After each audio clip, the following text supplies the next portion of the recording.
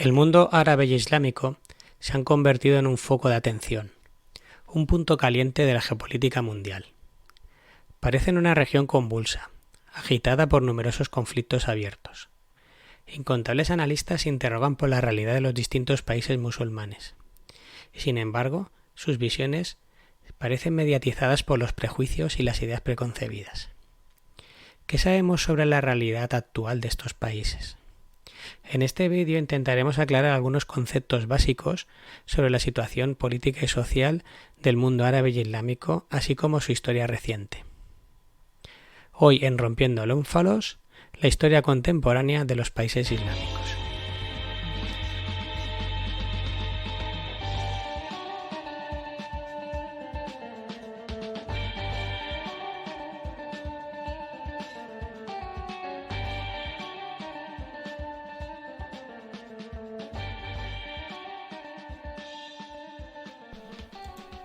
Saludos a todas y a todos, mi nombre es Santiago Cabanes y este vídeo pertenece al canal Rompiendo Ónfalos para una historia global no etnocentrista. El tema de hoy es la historia del mundo islámico contemporáneo. Nuestra idea no es entrar en detalle en ningún país concreto ni abordar en profundidad un único caso, sino que pretendemos dar una visión de conjunto de la región que es tan necesaria. Daremos brochazos gordos y una perspectiva a larga distancia para entender el funcionamiento global de este lugar clave en el planeta.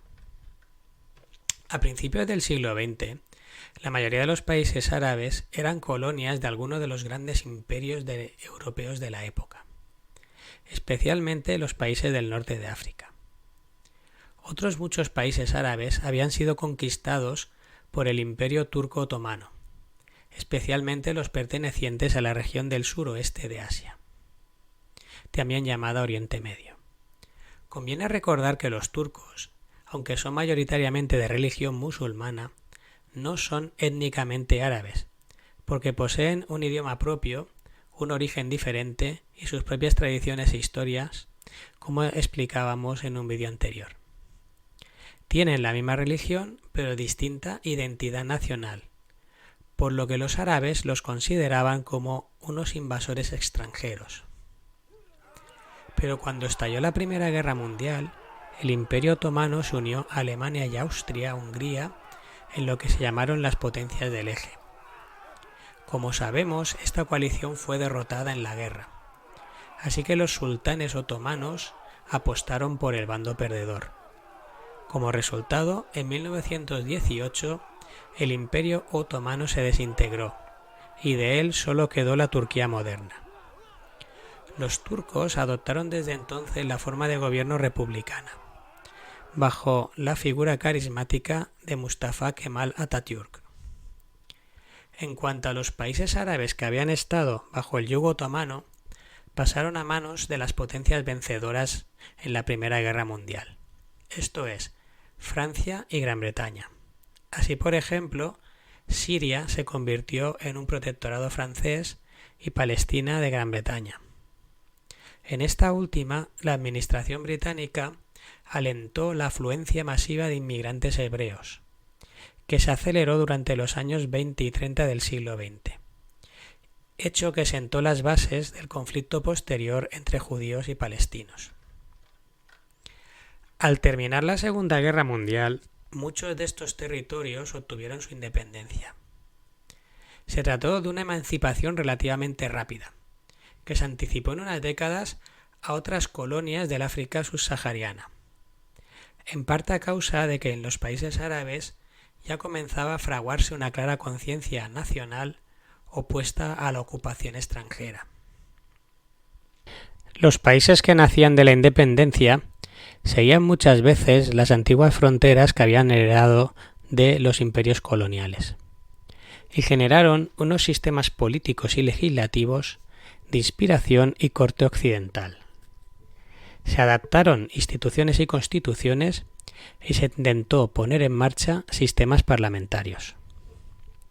Algunos de los nuevos estados adoptaron la forma de repúblicas, en las cuales solía aparecer un hombre fuerte o un militar que acaparaba amplios poderes. Tal fue el caso de Siria. Sin embargo, nos atrevemos a afirmar que lo más habitual en los momentos inmediatamente posteriores a la independencia fue la monarquía parlamentaria. Tal era el caso, por ejemplo, de Irak, bajo la dinastía hashemita, del rey Farouk en Egipto, de Irán donde reinaba el Shah, de Persia o de Afganistán. Estas monarquías se basaban en realidad en un parlamentarismo imperfecto, un sistema híbrido entre la democracia y la dictadura, con graves problemas de corrupción y una fuerte injerencia de la corona en la vida política. Más exacto sería afirmar que el poder se repartía entre el rey y el parlamento en distintos grados. En algunos casos, el rey detentaba el poder ejecutivo y el parlamento hacía lo propio con el legislativo. Sin embargo, el juego parlamentario aseguraba ciertas libertades, favorecía la existencia de constituciones que separaban el Estado de la religión, de clara inspiración occidental, y respetaban mínimamente los derechos individuales y de las mujeres. Si bien a cambio de cierto servilismo hacia la corona, muchas veces claramente corrupta, y a la que difícilmente cuestionaban las fuerzas políticas que gobernaban. Los partidos que prosperaron al calor de este sistema tenían también un claro sesgo occidental. Los había liberales, conservadores, nacionalistas o socialdemócratas. Incluso hoy en día, este modelo sobrevive en algunos países. En Marruecos o en Jordania existen monarquías que comparten el poder con un parlamento, generando un sistema híbrido de parlamentarismo imperfecto como el que hemos referido. Pero conviene señalar que en la actualidad estas monarquías son residuales en el mundo árabe. Hubo revoluciones y golpes de estados y la mayoría de los reyes perdieron su poder. En la actualidad, los países del mundo árabe y musulmán son abrumadoramente repúblicas, sin rey. Pero en muchas de ellas también se da una situación de parlamentarismo imperfecto, con graves problemas sociales y de corrupción. Y no podemos hablar ni de democracias totales ni de dictaduras absolutas, sino más bien de sistemas híbridos. Así pues, este sería el escenario más frecuente para esta función teatral. Un sistema político híbrido, ni plenamente democrático ni plenamente totalitario, y con graves problemas sociales. Y sobre estas tablas fueron entrando en escena diversos actores. El primero de ellos surgió en el contexto de la Guerra Fría. La región del suroeste de Asia es un punto geoestratégico vital para las principales potencias mundiales. Un nudo de comunicaciones entre mares y continentes, y no tardó en convertirse en un escenario crucial de este terrible conflicto entre la Unión Soviética y los Estados Unidos de América. Así pues, se convirtió en un punto caliente de la Guerra Fría. Y en este contexto fue apareciendo una ideología que vino a romper el frágil equilibrio de poder en las monarquías parlamentarias imperfectas que habían surgido después de la independencia.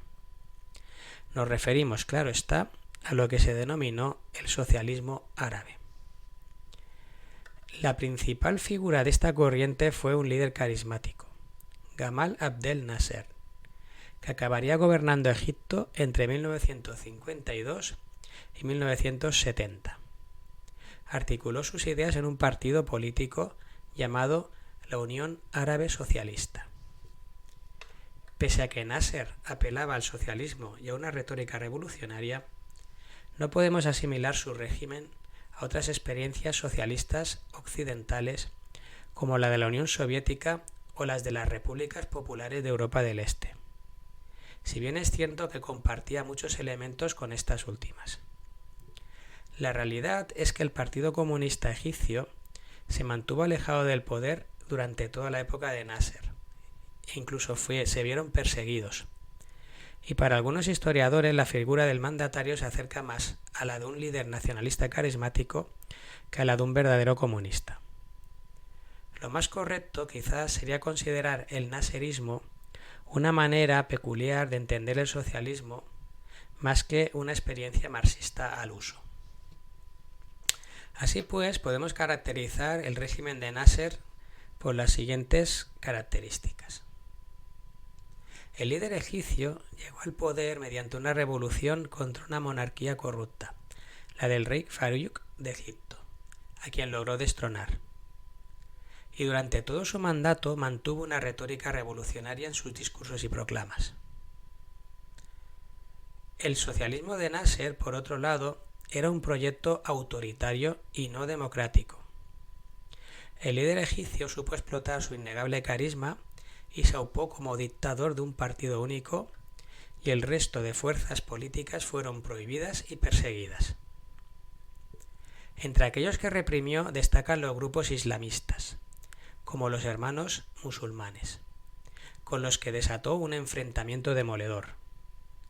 Nasser mantuvo una lucha declarada contra ellos, encarceló a muchos de sus miembros y sufrió varios atentados por parte de terroristas islamistas. Porque Nasser separó a la religión del Estado y confió en un gobierno civil para Egipto. El socialismo árabe nunca prohibió la religión, como pudo ocurrir por ejemplo en la Unión Soviética, pero sí impulsó el laicismo y alejó a los clérigos de la política. Por otro lado, Nasser nacionalizó diversos sectores de la economía, con la intención de crear un Estado fuerte. Su momento de máximo prestigio fue cuando arrebató el canal de Suez a Francia e Inglaterra y lo nacionalizó, después de un conflicto victorioso contra ellos en 1957. Sin embargo, nunca cuestionó valores árabes como la propiedad privada o los derechos de la herencia.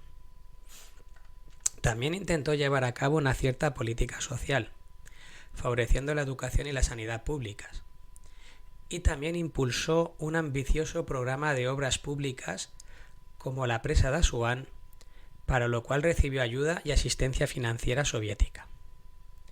Los rusos llegaron a pagar un tercio del valor de las obras. Ello fue posible porque Nasser se fue acercando diplomática y estratégicamente hacia la Unión Soviética. Con ello, los rusos obtuvieron un valioso aliado con el que lograron romper el equilibrio de poder en la zona. Finalmente, Nasser promovió varias guerras contra el Estado de Israel. Sin embargo, fue derrotado en todas ellas, lo que debilitó enormemente su posición. Estados Unidos brindó a los hebreos un apoyo incondicional, y lo hizo por un conjunto de motivos, pero uno de los más importantes fue la propia dinámica de la Guerra Fría. Si varios países árabes parecían inclinarse hacia el lado de la URSS, necesitaba reforzar sus compromisos en la zona. En la misma línea, amplió sus alianzas hacia los países del Golfo Pérsico como Arabia Saudí y reforzó las ya existentes con el Shah de Persia, que en aquella época era su máximo apoyo en la región. Y ya por último, debemos añadir que Nasser se adscribió a las ideas del panarabismo. Esta es una ideología transversal, que ha sido reivindicada por opciones de derecha y de izquierda indistintamente, y que ya comenzó a gestarse durante la ocupación otomana. Muchos árabes anhelaban la independencia y tenían en mente la creación de una nación árabe completamente distinta a las fronteras que habían establecido los colonizadores extranjeros. En los años 40 se desarrolló esta ideología y jugaron un papel clave algunos árabes cristianos de nacionalidad siria como Michel Aflaq. En dicho país se desarrolló un partido panarabista muy activo, el partido Baas, que podemos traducir como Renacimiento. Como hemos visto, algunos de los impulsores del panarabismo no eran musulmanes en el plano religioso, pero sí que eran árabes cultural y lingüísticamente. Porque el panarabismo era un movimiento completamente desvinculado de la religión. La base de la doctrina consistía en que los árabes de los distintos países, como Jordania, Egipto, Irak, etc., compartían un mismo idioma, una misma historia y unas mismas tradiciones, y por tanto conformaban una sola nación. Una idea perfectamente asimilable por cualquier nacionalista laico de cualquier otra cultura. De esta manera, para ellos los países que estaban surgiendo después de la experiencia colonial no tenían ninguna razón de existir, y debía fomentarse una unión entre todos aquellos que compartían los elementos culturales que ellos identificaban como propios de su nación. La creación del Estado de Israel todavía alentó más la difusión del panarabismo y la creencia de que las distintas naciones árabes debían unirse en una sola, con la finalidad de resistir a esta agresión foránea. Y bien, como hemos comentado, Nasser recogió el guante e hizo bandera del panarabismo. De hecho, durante unos breves años, el líder egipcio fue capaz de lograr una unión con Siria, en lo que él denominó la República Árabe Unida. Sin embargo, esta unidad no duró demasiado tiempo, y con ello las ideas del panarabismo no terminaron de arraigar. Y ya para terminar, señalar que el régimen de Nasser no fue el único que podríamos ascribir a esta corriente del socialismo árabe. En décadas posteriores, otros dictadores de esta ideología, llamémosle revolucionaria,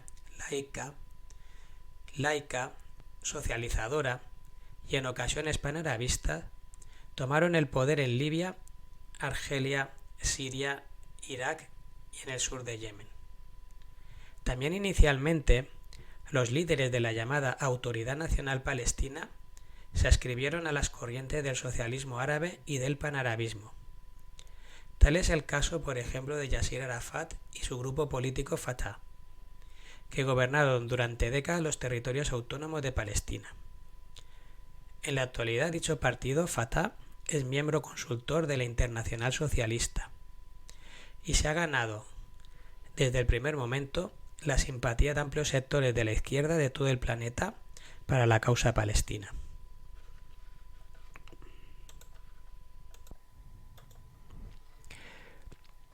Pero el socialismo árabe no fue la única ideología, llamémosle extremista, que surgió en la región. En el otro lado del espectro aparecieron movimientos que podríamos asimilar con la extrema derecha o con corrientes ultraconservadoras. Podemos partir de una pregunta sencilla. ¿Hubo alguna vez fascismo en el mundo islámico?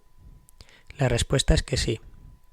En la década de los años 30 del siglo XX encontramos al Partido Social-Nacionalista Sirio de claros tintes fascistas. Sin embargo, esta tendencia es claramente minoritaria en las sociedades musulmanas, y ello se debe a dos motivos. El primero de ellos es que el fascismo es una ideología ultranacionalista, y el nacionalismo es un asunto complicado en estos países con fronteras impuestas por colonizadores extranjeros y donde, por ejemplo, en el caso de Irak o Siria conviven turcos, sunitas, chiitas o cristianos. Es difícil apelar a una supuesta pureza racial en unos países con una diversidad étnica semejante. Por todo ello, las sensibilidades o corrientes ultraconservadoras y contrarias a la modernidad, reaccionarias o tradicionalistas, se han articulado generalmente mediante la religión y no mediante la idea de nación. Es por ello que el islamismo cumple de alguna manera la misma función que la extrema derecha en Occidente. Aunque realizar esta analogía es un asunto problemático y polémico, pues para muchos equiparar movimientos reaccionarios como la extrema derecha y el islamismo es caer en la islamofobia. Así que no lo afirmaremos tajantemente. Simplemente señalamos en la diapositiva algunas semejanzas y diferencias entre ambas posturas y que cada cual saque sus conclusiones. Respecto al islamismo, hay que señalar que no se trata de una corriente monolítica, sino que hay una amplia gama de posturas y manifestaciones con notables diferencias entre los distintos países. Existen grupos tan diversos como los talibán en Afganistán, el salafismo en Arabia, partidos políticos como los Hermanos Musulmanes en Egipto, organizaciones terroristas como el Estado Islámico o Al-Qaeda, o las repúblicas islámicas de Irán y Sudán. Estas manifestaciones son muy variadas, pero tienen algunos puntos en común. El primero de ellos es la negación de la legislación liberal y su sustitución por la Sharia, o la ley religiosa. Con ello se anula también la distinción entre el poder religioso y civil, pues los gobernantes existen y están para hacer cumplir la ley coránica. También destacan por su ultraconservadurismo. Se deben aplicar estrictamente las leyes y costumbres del Islam, como el velo o la prohibición del alcohol o la subordinación de las mujeres. reforzando enormemente los valores tradicionales. Los islamistas niegan el Estado moderno de carácter nacionalista. Algunos extremistas proponen la recomposición del califato medieval o la comunidad global de los musulmanes, independientemente de sus lenguas, tradiciones y sentimientos nacionalistas y étnicos. Otra característica es su rechazo a Occidente y a Israel, y plantean una lucha contra todos ellos por todos los medios, incluido el terrorismo. También señalamos que buscan la solidaridad entre los fieles. Por esta razón, partidos como los Hermanos Musulmanes han extendido una fuerte acción social entre los más pobres, creando escuelas gratuitas y hospitales y con políticas sociales y paternalistas. Este punto les ha proporcionado una red clientelar, afinidades y cierta popularidad que emplean con fines proselitistas.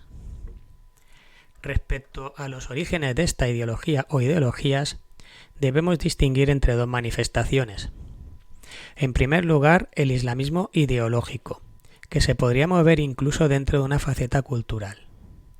Y en segundo lugar, el islamismo político, organizado en partidos de masas. Es por ello difícil señalar cuándo se inició esta ideología, pues en su faceta ideológica y religiosa existe el islamismo desde la misma aparición de la religión. Siempre ha habido movimientos de reforma y partidarios de aplicar la ley islámica con rigor en lugar de la ley civil y de regresar a las costumbres tradicionales que en teoría se habían desviado. Así, por ejemplo, en plena Edad Media, almohades y almorávides protagonizaron intentos de regresar a este supuesto Islam primitivo frente a prácticas más relajadas que ellos consideraban desviadas. Por ejemplo, cuando los almorávides irrumpieron en Al-Ándalus, no les pareció nada bien que muchos musulmanes hispanos consumieran alcohol, y aplicaron tremendos castigos a la población andalusí que no acató sus decretos.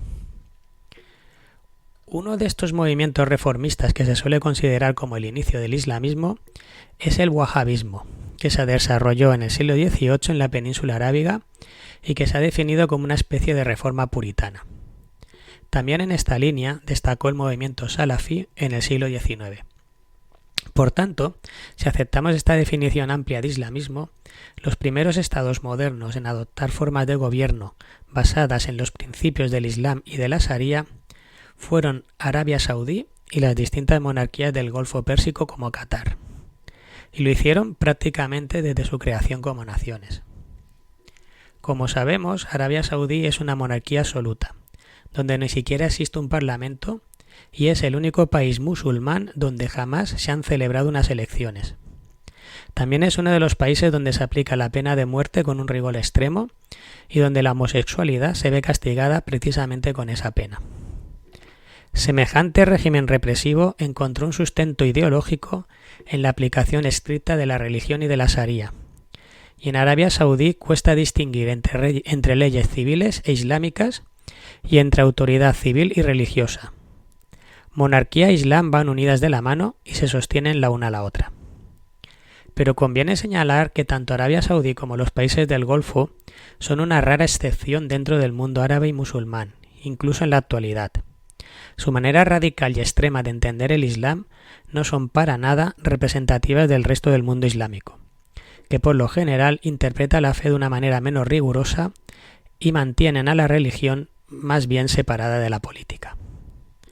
Otro error clave en la percepción occidental es considerar que todos los países árabes han basado su economía en la explotación de pozos de petróleo, que actúan como una especie de fuente de riqueza y de divisas inagotables. Tal es así en Arabia Saudí y en los países del Golfo Pérsico. Sin embargo, en el resto del mundo árabe, en Siria, Jordania, Túnez, no existe tal riqueza, y sus economías aparecen más diversificadas.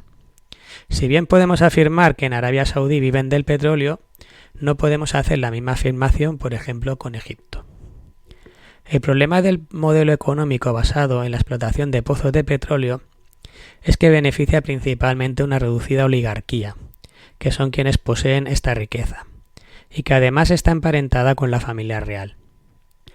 Dicha oligarquía no para de acumular dinero y capitales, que difícilmente llegan al conjunto de la población, reforzando todavía más la red de poder y el entramado autoritario de estas sociedades. Y así llegamos a otra fecha clave, el año 1973. Como todos sabemos, se produjo entonces la llamada crisis del petróleo.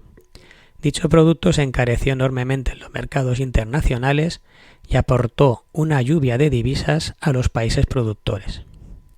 Y si ya antes la posesión de pozos de petróleo había sido decisiva en estas sociedades, ahora lo fue todavía más, pues la afluencia de dinero se convirtió en una auténtica avalancha. Esto conllevó algunas consecuencias llamativas. La primera es que el poder de la monarquía saudí se volvió prácticamente intocable. El desequilibrio de poder y riqueza entre los reyes y sus súbditos se volvió abismal. En un plano geopolítico, Arabia Saudí y los países del Golfo se enriquecieron como nunca antes. Arabia se convirtió en un actor fundamental en la región, porque pudo disponer de un ejército poderoso, moderno armamento e influir enormemente en sus vecinos. ¿Y qué ideología exportaban? Pues precisamente su interpretación ultrarreligiosa y ultraconservadora del Corán, que comenzó a extenderse y a hacerse fuertes en otros países árabes. Esta actitud les hizo chocar con otros países árabes laicos, como Irak, especialmente aquellos que seguían la corriente del socialismo árabe. Para reforzar su posición, Arabia Saudí no ha dudado en aliarse con los Estados Unidos, y hoy en día es uno de sus principales apoyos en la zona. Resulta curioso que un país democrático haya encontrado un aliado tan firme en la dictadura más feroz y descarnada y aberrante de la región. Pero después veremos que Estados Unidos nunca se ha movido en el mundo árabe por motivos ideológicos. Finalmente, cuando ya las monarquías del Golfo Pérsico estaban inundadas de divisas y de petrodólares, iniciaron una tarea de construcción de fastuosas obras públicas y rascacielos, cuyo ejemplo más delirante es la ciudad de Dubái. Y también se permitieron el lujo de repartir entre sus ciudadanos, a lo que ayudó que son países con una población modesta, y se pusieron a invertir en sanidad y educación. Sin embargo, siquiera en esto son justos y generosos, porque excluyen de toda ayuda a los trabajadores extranjeros que son considerados como ciudadanos de segunda, pese a que los necesitan apremiantemente para levantar precisamente sus fastuosos rascacielos. Esta política social, entre comillas, permitió aumentar la esperanza de vida y la alfabetización de estos países a un nivel equiparable al de cualquier país desarrollado. Hoy en día, Arabia Saudí tiene unos indicadores de desarrollo equiparables a cualquier país europeo, en todo excepto en lo relativo a la desigualdad económica. Y ya para terminar, la lluvia de petrodólares está permitiendo que estos países diversifiquen sus inversiones, comprando acciones y empresas, equipos de fútbol y adquiriendo un peso enorme en el sector financiero internacional. Todo ello ha convertido a estas tiranías en un actor clave no solo de la región, sino también del sistema financiero internacional. Pero como dijimos antes, a este islamismo ideológico e institucional debemos sumar otra manifestación, el islamismo político. Ambas manifestaciones son la misma cara de una sola moneda. La principal distinción entre ambas es si el activismo islamista se articula como un partido político de masas con fuerte apoyo popular. En este sentido, el primer partido político formalmente islamista fue el de los Hermanos Musulmanes, fundado en Egipto en 1928, con el objetivo de restaurar el Islam como actor central de la vida política y social. La guerra árabe-israelí de 1967, que como dijimos fue un tremendo fracaso para Nasser, supuso un relativo descrédito de su alternativa laica de panarabismo y de socialismo árabe, y ayudó al auge de movimientos islamistas en todas sus facetas. Los Hermanos Musulmanes salieron especialmente reforzados. La aplastante derrota de los ejércitos árabes se interpretó por muchos no solo como un fracaso militar, sino como un castigo divino por haber abandonado la fe y seguido ideologías importadas, y un nacionalismo laico y el socialismo. Finalmente, la revolución en Irán en 1979 fue un punto de inflexión, ya que demostró que un movimiento religioso con fuerte arraigo popular podía derrocar a un régimen secular respaldado por Occidente, e instaurar una república islámica basada en la teocracia. Esto inspiró a grupos islamistas en todo el mundo islámico, tanto chiitas como sunitas. Pero conviene detenernos brevemente en este caso significativo. En los años 60, Persia era una monarquía.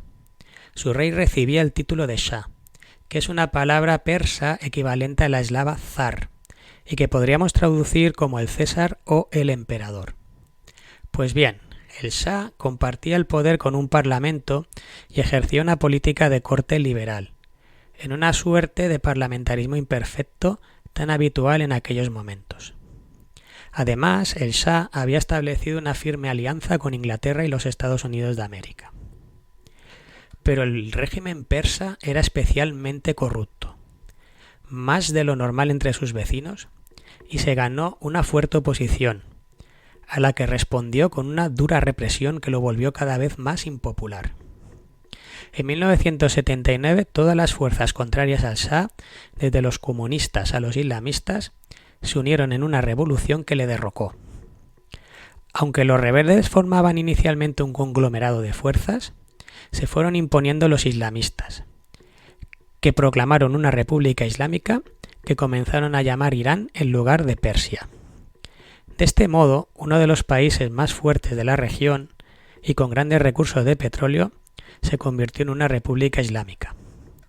Y se convirtieron en el gran enemigo de Israel y de los Estados Unidos, pero sin acercarse tampoco a la Unión Soviética dentro del contexto de la Guerra Fría.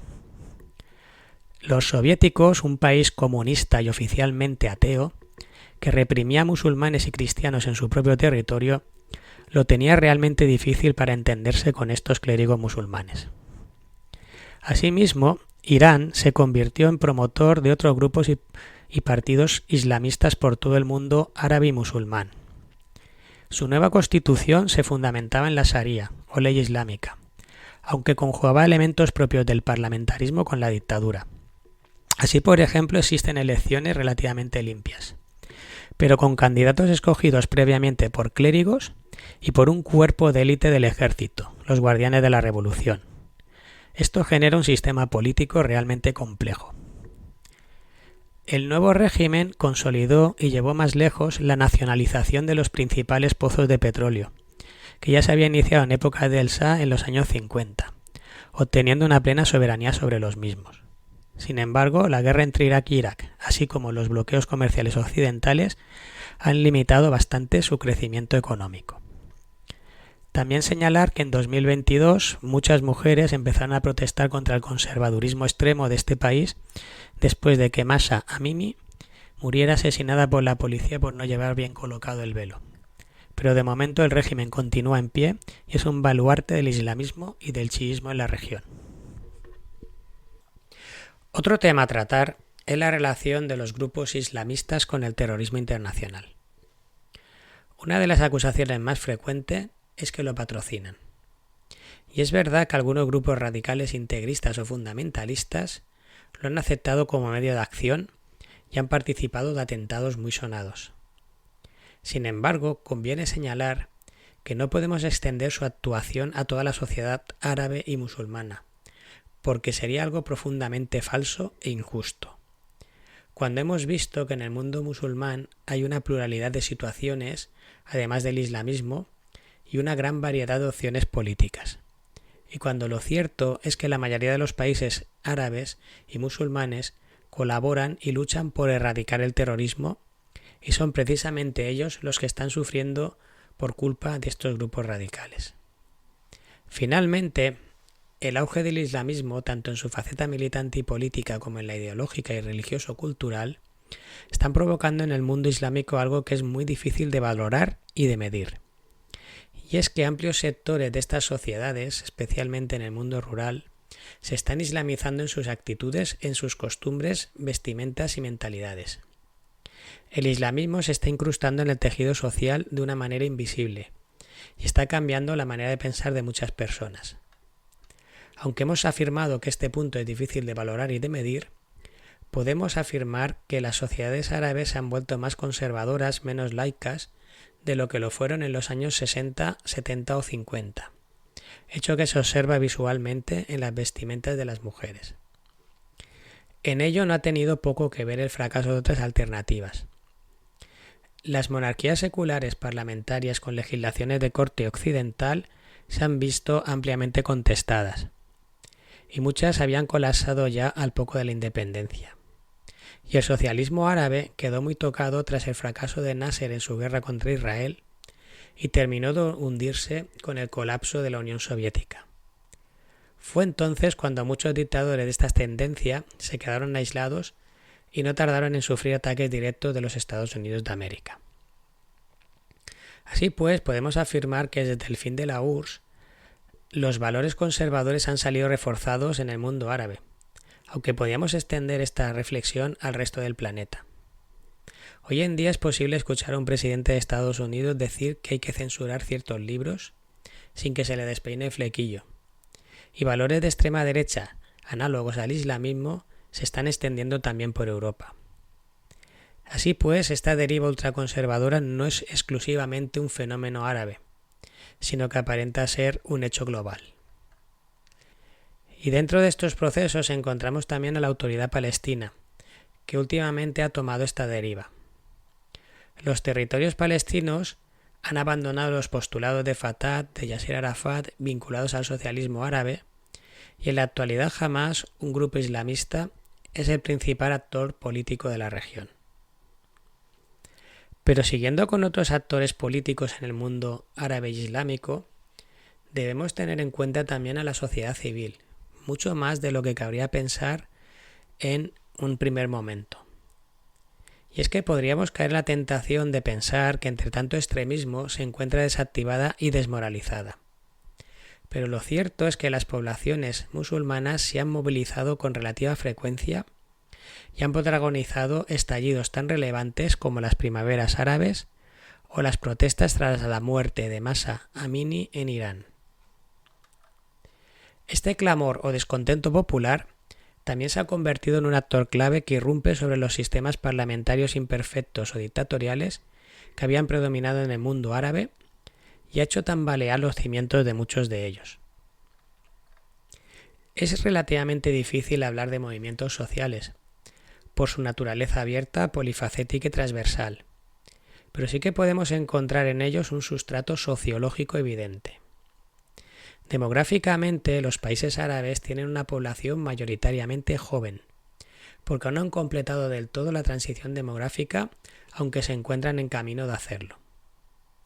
Estos jóvenes encuentran graves problemas para acceder al mercado laboral y demandan unas mejores condiciones de vida. Además, en estas sociedades existe un contraste enorme entre el campo y la ciudad.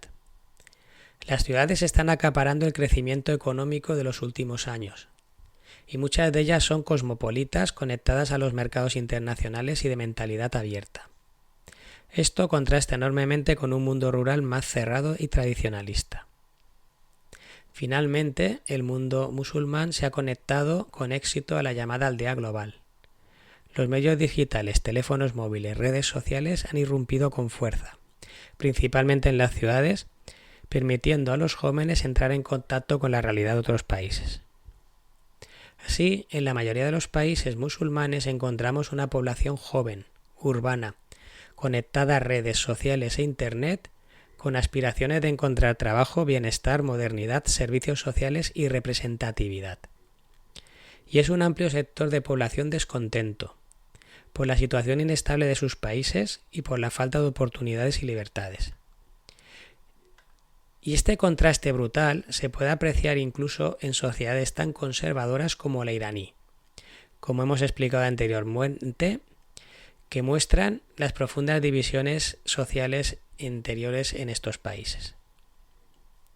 Así se explica un movimiento de protestas que se inició el 17 de diciembre de 2010, cuando un vendedor ambulante, Mohamed Bouazizi, en Túnez, fue despojado por la policía de sus mercancías y cuentas de ahorros. En respuesta, este joven se inmoló públicamente. Esto provocó una oleada de protestas en Túnez que derrocó al gobierno. En dicho país, a partir de entonces, se instauró un sistema democrático, de los más limpios y representativos del mundo musulmán. y las protestas se extendieron por un contagio a los países vecinos, difundidas por los modernos medios de comunicación. De país en país, la población salió a la calle demostrando su malestar.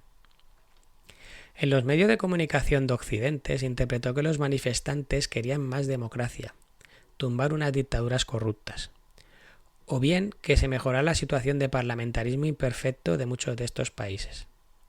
Pero esto era solamente una parte de la realidad. Además de libertades, los jóvenes demandaban trabajo, oportunidades, educación, derechos civiles. En pocas palabras, un Estado social que diera más oportunidades a los más jóvenes. Por último, en algunos países los islamistas aprovecharon las protestas y el malestar para aumentar su visibilidad o bien para conseguir ser legalizados donde antes habían estado prohibidos. El resultado de estas oleadas de protesta fue muy distinto según donde miremos. En muchos países los estallidos fueron limitados y no provocaron grandes cambios, como por ejemplo en Irán o en Arabia Saudí. Otros gobiernos evitaron conflictos mayores introduciendo a tiempo algunas reformas. Tal fue el caso de Marruecos, donde se amplió el poder del Parlamento, los derechos constitucionales, se concedieron algunas libertades y se permitió una mejor representación de las minorías culturales como los bereberes. En Argelia se sufrieron grandes protestas, pero el régimen consiguió mantenerse a duras penas. Como hemos comentado, en Túnez cayó el gobierno y se inició una transición hacia una verdadera democracia. En Egipto también cayó una dictadura y se inició una transición, pero poco después hubo un nuevo golpe de Estado que reinstauró una nueva dictadura diferente. En Libia gobernaba un dictador llamado Mohamed el Gaddafi, vinculado a las ideas del socialismo árabe. Pero la situación se complicó hasta desatarse una sangrienta guerra civil que duró entre 2014 y 2015, tras la cual parece que se está llegando a un acuerdo para instaurar un sistema representativo. Pero sin duda el peor de los conflictos se vivió en Siria. En este país la población también se levantó contra un dictador vinculado al socialismo árabe, llamado Bashar al-Assad. Este gobierno respondió con mucha violencia y la oposición se levantó en armas. Aquello provocó una cruel guerra civil llamada la Guerra Civil Siria, que motivó la fuga del país de numerosos refugiados. La guerra se complicó cuando en el interior del país se hizo fuerte una guerrilla de carácter islamista que también actuó en Irak, que se autodenominó el Estado Islámico. En 2024 el régimen de al-Assad cayó finalmente. Como vemos, los estados más perjudicados por las oleadas de protesta fueron precisamente las dictaduras residuales que aún se justificaban bajo los principios del socialismo árabe. Después de estos trastornos, apenas queda ningún dictador en todo el mundo árabe adscrito a estos principios que una vez impulsó y sostuvo Nasser. En otro orden de cosas, el estallido sí que sirvió para obtener concesiones democráticas y sociales en muchos países, cuando no para establecer verdaderas democracias. En muchos casos se avanzó en este sentido, bien como consecuencia directa de las protestas, bien porque sus dirigentes tuvieron reflejos y ampliaron a tiempo las libertades de sus países para evitar lo que les venía encima. Finalmente, en contra de lo que se ha afirmado, los islamistas no salieron especialmente favorecidos de estos estallidos concretos. No llegaron al poder mediante ninguno de ellos, al menos de una forma directa, y aunque sus partidos se vieron muchas veces legalizados, continúan manteniéndose muchas veces en la oposición. Explicado todo esto, el último actor a tener en cuenta en el mundo árabe es una influencia extranjera notable, los Estados Unidos de América. Lo cierto es que la política de esta nación es difícil de valorar, pues su irrupción en el mundo árabe es con frecuencia agresiva, militarista y polémica. En cualquier caso, y aunque a veces pueda parecer lo contrario, no lo hacen desde una postura caprichosa ni tomando decisiones al buen tuntún, ya que Estados Unidos persigue en la región una clara jerarquía de intereses, que podríamos resumir de la siguiente manera. El principal objetivo de la administración americana parece ser obtener petróleo barato. En este sentido, se están comportando con una mentalidad claramente postcolonial. Consideran a los territorios árabes como una fuente de materias primas, a lo sumo como un mercado para sus productos, como ya antaño hicieran los imperialistas europeos, británicos y franceses. Otro objetivo primordial relacionado es proteger sus intereses estratégicos. Los países árabes tienen una posición geoestratégica clave.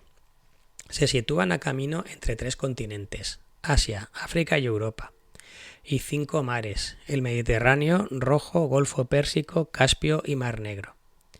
Ya en la Guerra Fría, la región era un punto de atención y de conflicto directo con la Unión Soviética, y algunos países concretos y bases militares y marítimas se convierten en esenciales para la política exterior estadounidense. Por debajo de estos 2 objetivos se encuentra el apoyo descarado al Estado de Israel.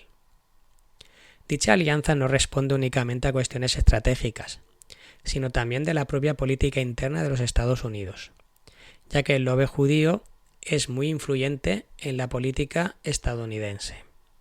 De esta manera, los objetivos particulares del Estado de Israel se han convertido muchas veces en los objetivos de los Estados Unidos de América. Y ya por debajo de estos 3 objetivos podríamos encontrar un componente ideológico y la defensa de unos valores. Dentro del espectro político del mundo árabe, Estados Unidos muestra una clara simpatía por las monarquías parlamentarias seculares, por imperfectas y corruptas que sean. Entre sus aliados más fiables se encuentran, por ejemplo, Marruecos o Jordania, y antaño el Shah de Persia. Aunque tampoco tienen grandes reparos en pactar con monarquías absolutas del Golfo Pérsico, por represivas y autoritarias que sean, aunque aquí entra en juego el primer objetivo, que no es otro que el de obtener petróleo barato. Por el contrario, las posturas ideológicas que más rechazo provocan al gigante americano son, en primer lugar, las dictaduras del socialismo árabe, y es por ello que han acabado atacando a prácticamente todas ellas, con una larga lista de guerras, invasiones e intervenciones armadas en Libia contra Mohamed el Gaddafi, contra Saddam Hussein o Siria. También asumen como rivales a los estados islamistas basados en el activismo político, como Irán o Afganistán, país este último que acabó también invadido militarmente.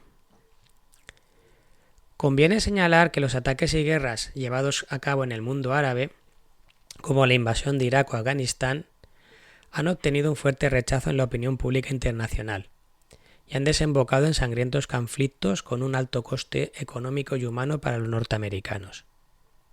Sin embargo, aunque con esta política agresiva no lograron extender la democracia en ninguno de estos países, sí que consiguieron mantener sus otros objetivos primordiales, que no eran otros que los de conseguir petróleo barato, posiciones estratégicas y tumbar regímenes adscritos al socialismo árabe o al islamismo. Y ya por último en la lista, el objetivo que parece ser menos importante en las prioridades de los Estados Unidos consiste en asegurar la estabilidad y la paz en esta región. Pero ya hemos comentado que es el último de los objetivos, por detrás de todos los anteriores. Y así, en caso de que una situación ponga en riesgo los pozos de petróleo, su posición estratégica, a su aliado hebreo, o encuentren una justificación para atacar un país adscrito al islamismo o al socialismo árabe, no dudarán en usar la fuerza aun a riesgo de desestabilizar profundamente el equilibrio de fuerzas en la región. Con ello adoptan una política muy arriesgada, desestabilizadora, que no se atreverían a utilizar en otros escenarios como en Europa o en Extremo Oriente, donde Estados Unidos aparece como uno de los principales garantes y defensores del status quo y del orden internacional. Sin embargo, en el mundo árabe no tienen ningún complejo en arriesgarse y en apostar duro, lo que demuestra la idea que hemos explicado una y otra vez. La mentalidad de los norteamericanos en esta región es una clara herencia del colonialismo europeo. Continúan viendo al mundo árabe con el mismo punto de vista que los antiguos imperios coloniales del siglo XIX.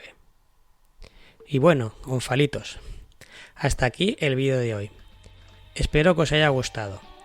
Para más contenido sobre una historia global no etnocentrista, no dudéis en suscribiros al canal Rompiendo Lonfalos. ¡Hasta la vista!